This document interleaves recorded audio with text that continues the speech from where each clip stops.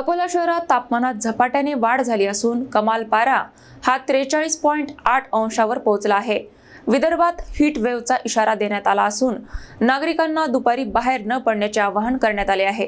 अकोला शहरात गेल्या काही दिवसांपासून ढगाळ वातावरणानंतर आता तापमानात अचानक वाढ झाली आहे। रविवारी 43.1 अंश सेल्सिअस असलेला तापमानाचा पारा सोमवारी वाढून 43.8 अंशावर पोहोचला। त्यामुळे अकोला शहर हे विदर्भातील सर्वाधिक उष्ण शहर ठरले आहे। नागपूर येथील प्रादेशिक हवामान विभागाने 13 ते 17 एप्रिल दरम्यान विदर्भात उष्णतेची लाट कायम राहण्याचा अंदाज व्यक्त केला आहे। या पार्श्वभूमीवर जिल्हा प्रशासनाने नागरिकांना सतर्कतेचे आवाहन केले आहे। दुपारी 12 ते 4 या वेळेत उन्हात बाहेर पडणे टाळावे, अत्यावश्यक नसल्यास शारीरिक श्रमाचे कामे करू नयेत।